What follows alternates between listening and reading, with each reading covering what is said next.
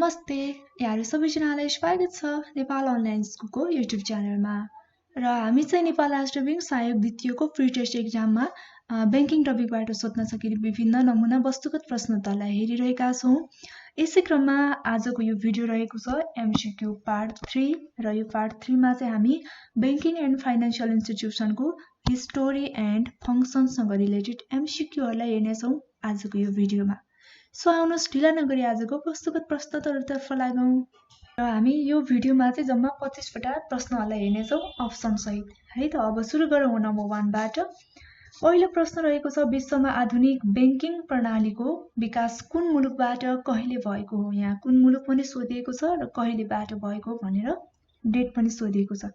त्यसैले अब अप्सन हेरौँ सुरुमा। अप्सन ए बेलायतबाट कहिले भन्दा सन् 1694 मा बैंक अफ इंग्ल्यान्ड स्थापना भए पश्चात है। अप्सन बी स्विडेनबाट सन् 1656 मा the ridge bank of Sweden स्थापना भएपछि। अप्सन सी नेपालबाट कहिले भन्दा विक्रम सम्वत 1994 सालमा नेपाल बैंक लिमिटेडको स्थापना पश्चात। र अप्सन डी त्यस्तो कुनै पनि मिति अथवा देश एकिन भएको छैन भनेर हाम्रो अप्सनहरु रहेको छ। अब यसको राइट आन्सर कुन होला त, जुन चाहिँ विश्वमा आधुनिक बैंकिङ प्रणालीको विकास कुन मुलुकबाट र कहिले भएको हो भनेर सोधे अनुसार हाम्रो राइट आन्सर रहेको छ अप्सन नम्बर बी स्विडेनबाट भएको हो। कहिले भन्दाखेरि सन् 1656 मा चाहिँ द रिज बैंक अफ स्विडेनको स्थापना भए पश्चात चाहिँ सुरु भएको हो है। अब नम्बर 2 को क्वेशन हेरौं। नेपालको पहिलो विकास बैंक कुन हो। अब यसको अप्सनहरु हेरौं। नेपाल औद्योगिक विकास निगम छ ए मा, बी मा भनेको साइरन रेसुङ रहेको छ, अप्सन सी मा मुक्तिनाथ विकास बैंक र अप्सन डी मा सिद्धार्थ डेभलपमेन्ट बैंक लिमिटेड रहेको छ। अब यसको राइट आन्सर रहेको छ अप्सन नम्बर ए नेपाल औद्योगिक विकास निगम चाहिँ नेपालको पहिलो विकास बैंक हो। अब नम्बर 3 को क्वेशन। नेपालको पहिलो विकास बैंक नेपाल औद्योगिक विकास निगमको स्थापना कहिले भएको हो। हामीले थाहा पाइसक्यौं नेपालको पहिलो विकास बैंक भनेको चाहिँ नेपाल औद्योगिक विकास निगम हो, तर यसको स्थापना चाहिँ कहिले भयो भनेर सोधेको छ है। अप्सन हेरौं सुरुमा। अप्सन ए विक्रम सम्वत 2013 साल असार 1 गते, अप्सन बी विक्रम सम्वत 2026 साल फागुन 10 गते, अप्सन सी विक्रम सम्वत 2016 साल भाद्र 1 गते र अप्सन डी विक्रम सम्वत 2016 साल असार 1 गते रहेको छ। अब यी 4 अप्सनहरु मध्येबाट हामीले राइट आन्सर चुज गर्नुपर्ने हुन्छ, जुन चाहिँ के हो भन्दा नेपाल औद्योगिक विकास निगमको स्थापना भएको डेट हुनु पर्यो। त्यसैले हाम्रो अप्सन डी राइट आन्सर रहेको छ। विक्रम सम्वत 2016 साल असार 1 गते चाहिँ नेपाल औद्योगिक विकास निगमको स्थापना भएको हो। अब 4 नम्बरको प्रश्न हेरौं। प्रश्न रहेको छ राष्ट्रिय वाणिज्य बैंकको स्थापना कहिले भएको हो। अप्सन हेरौं। अप्सन ए विक्रम सम्वत 2024 साल माघ 10 गते, अप्सन बी विक्रम सम्वत 2026 साल फागुन 10 गते, अप्सन सी विक्रम सम्वत 2022 साल माघ 10 गते रहेको छ र अप्सन डी विक्रम सम्वत 2016 साल असार 10 गते रहेको छ। अब हामीलाई चाहियो आन्सर के भन्दाखेरि राष्ट्रिय वाणिज्य बैंकको स्थापना कहिले भएको हो। यसको चाहिँ राइट आन्सर रहेको छ option number C Vikram Samvat 2022 साल माघ 10 गते चाहिँ राष्ट्रिय वाणिज्य बैंकको स्थापना भएको हो। अब राष्ट्रिय वाणिज्य बैंकको स्थापना पछि 5औं प्रश्न हेरौं। राष्ट्रिय वाणिज्य बैंक स्थापना हुँदा यसको अधिकृत पुँजी कति रहेको थियो। यहाँ हामीलाई अधिकृत पुँजी सोधेको छ है। अब अप्सन हेरौं सुरुमा। अप्सन ए रु 2 करोड, अप्सन बी रु 1 करोड, यसैगरी अप्सन सी 5 करोड र अप्सन डी रु 1 अर्ब। अब जुन चाहिँ राष्ट्रिय वाणिज्य बैंकको चाहिँ स्थापना हुँदा अधिकृत पुँजी कति रहेको थियो भन्दा अप्सन नम्बर बी रु 1 करोड राइट आन्सर रहेको छ। अब 6औं प्रश्न। टक्सार विभागको स्थापना कहिले भएको हो। अप्सन ए मा छ विक्रम सम्वत 1989 साल, अप्सन बी विक्रम सम्वत 2013 साल, अप्सन सी 1998 र अप्सन डी 1979 भनेको 1999 मा। अब यसको चाहिँ राइट आन्सर रहेको छ जुन चाहिँ टक्सार विभागको स्थापना भएको डेट चाहिँ कहिले हो भन्दा विक्रम सम्वत 1989 89 मा चाहिँ यो टक्सा विभागको स्थापना भएको हो। अब 7औं प्रश्न हेरौं। प्रश्न रहेको छ रणदीप सिंहको पालामा 5% ब्याज दरमा कर्जा प्रवाह गर्ने संस्था कुन हो? अब अप्सन हेरौं है। सुरुमा अप्सन ए तेजारत अड्डा, अप्सन बी पिण्डक, अप्सन सी कर्जा अड्डा र अप्सन डी माथिको सबै, जुन चाहिँ के हो रणदीप सिंहको पालामा चाहिँ यो इन्ट्रेस्ट रेट चाहिँ 5% रहेको थियो है लोन प्रोभाइड गर्दाखेरि चाहिँ। अब यसको चाहिँ राइट आन्सर रहेको छ अप्सन नम्बर ए तिजारत अड्डा भन्ने चाहिँ संस्था थियो है। अब 8औं प्रश्न हेरौं। 8औं प्रश्न रहेको छ नेपालको पहिलो सहकारी संस्था बखान बहुद्देश्य सहकारी संस्थाको स्थापना कहिले भएको हो? अब हेर्नुस् है, यहाँले हामीले चाहिँ स्थापना पनि थाहा पाउँछौं र अर्को भनेको चाहिँ नेपालको पहिलो सहकारी संस्था भनेको चाहिँ कुन हो भन्दाखेरि बखान बहुद्देश्य सहकारी संस्था हो। हामीले अर्को पनि सम्झिन सक्छौं यहाँबाट।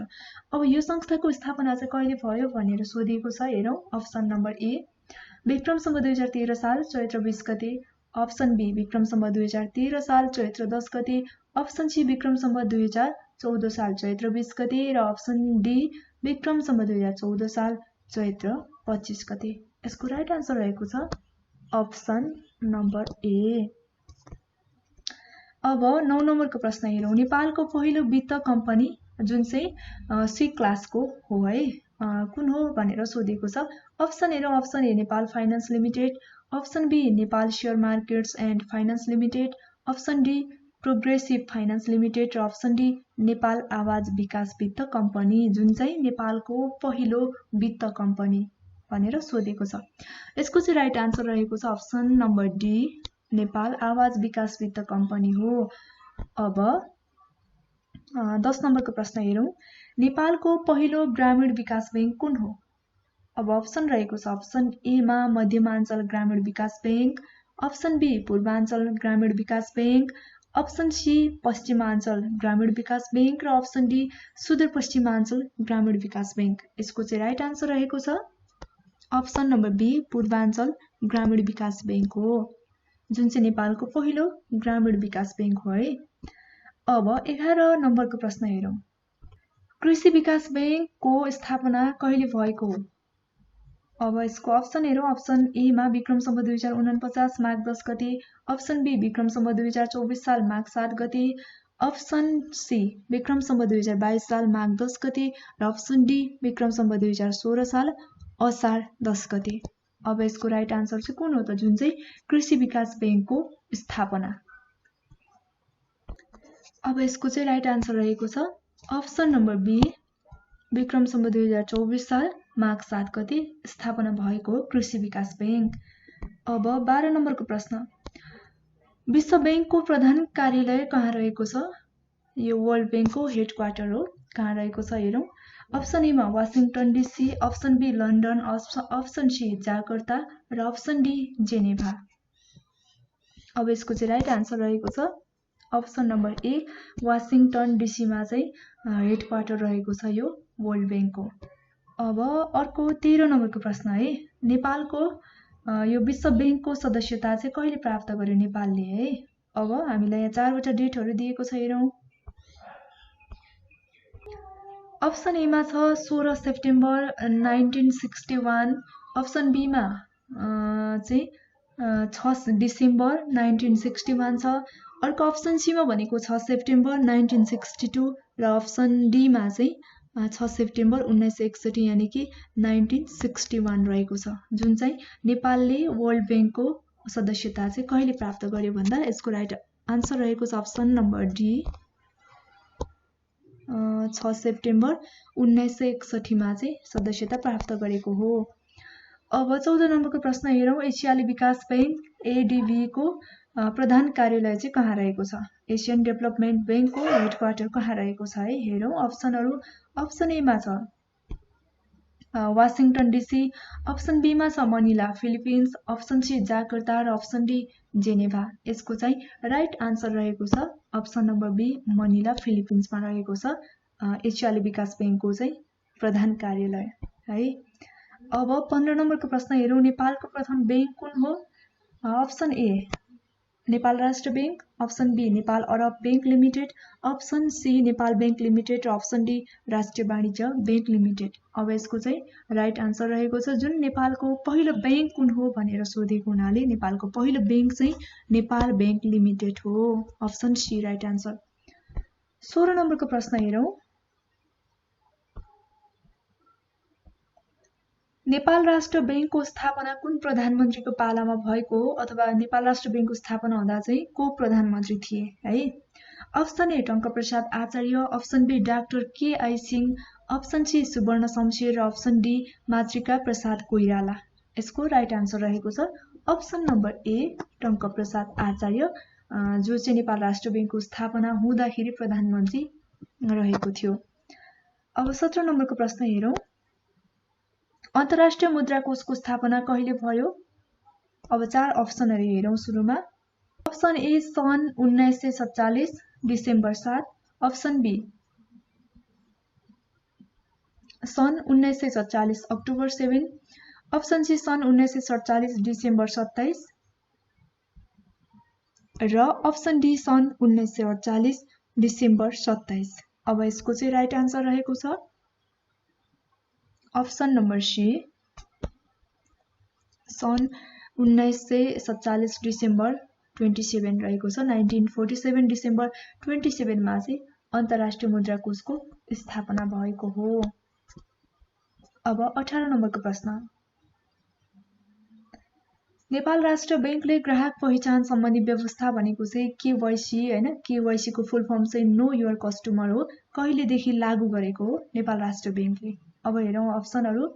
अप्सन ए मा छ विक्रम सम्वत 2062 साल वैशाख 1 गते, अप्सन बी विक्रम सम्वत 2063 साल वैशाख 1 गते, अप्सन सी विक्रम सम्वत 2064 साल वैशाख 1 गते र अप्सन डी विक्रम सम्वत 2065 साल वैशाख 1 गते।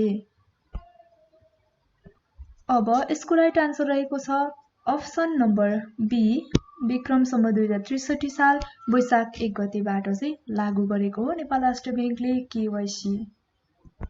अब 19 नम्बरको प्रश्न।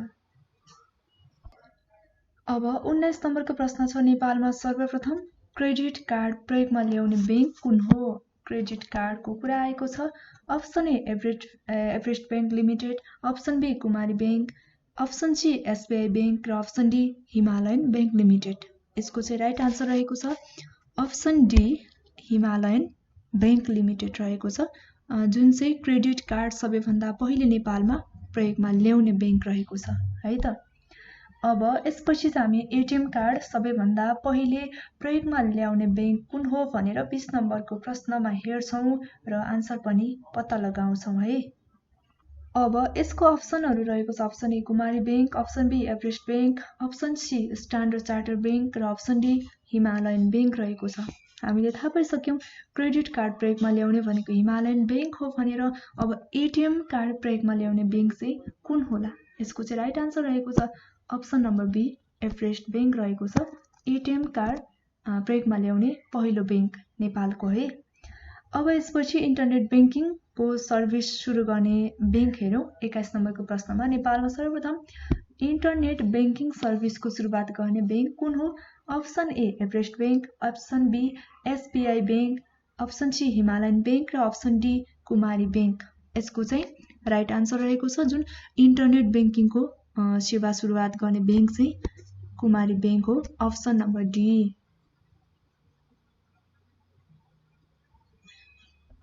अब 22 नम्बरको प्रश्न हेरौं। विश्वको सबैभन्दा ठूलो निजी बैंक कुन हो है? विश्वको सबैभन्दा ठूलो पनि अर्को भनेको चाहिँ प्राइभेट बैंक कुन हो भनेर सोधेको छ प्रश्नमा।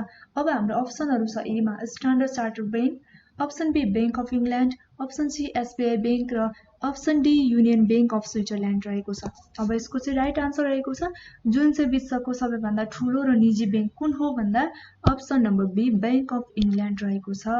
र अब 23 नम्बरको प्रश्न हेरौं है। नेपाल राष्ट्र बैंकले कहिलेदेखि मौद्रिक नीति प्रकाशन गर्दै आएको छ? यहाँ मौद्रिक नीति है कहिलेदेखि नेपाल राष्ट्र बैंकले प्रकाशन गर्दै आएको छ हेरौं। अप्सनहरू सुरुमा अप्सन ए विक्रम सम्वत 2059 देखि, अप्सन बी विक्रम सम्वत 2049 देखि, अप्सन सी विक्रमसम्म 2054 देखि र अप्सन डी विक्रमसम्म 2055 देखि। यसको राइट आन्सर रहेको छ अप्सन ए विक्रमसम्म 2059 देखि चाहिँ मौद्रिक नीति प्रकाशन गर्दै आएको छ नेपाल राष्ट्र बैंकले। अब यसैगरी 24 नम्बरको प्रश्न हेरौँ। राष्ट्रिय वाणिज्य बैंक लिमिटेड र एनआईडीसी डेभलपमेन्ट बैंक मर्ज भई एकीकृत कारोबार कहिलेदेखि प्रारम्भ गरेको हो है। यहाँ चाहिँ एउटा राष्ट्रिय वाणिज्य बैंक छ, अर्को भनेको चाहिँ एनआईडीसी डेभलपमेन्ट बैंक रहेको छ है। अब अप्सन हेर, अप्सन ए विक्रमसम्म 2075 साल वैशाख 18 गते, अप्सन बी विक्रमसम्म 2075 साल वैशाख 17 गते, अर्को अप्सन सी मा विक्रमसम्म 2075 साल वैशाख 16 गते र अप्सन डी मा विक्रमसम्म 2075 साल वैशाख 19 गते। अब यसको राइट आन्सर रहेको छ कहिलेदेखि हो त भन्दा अप्सन नम्बर डी विक्रमसम्म 2075 साल वैशाख 19 गते।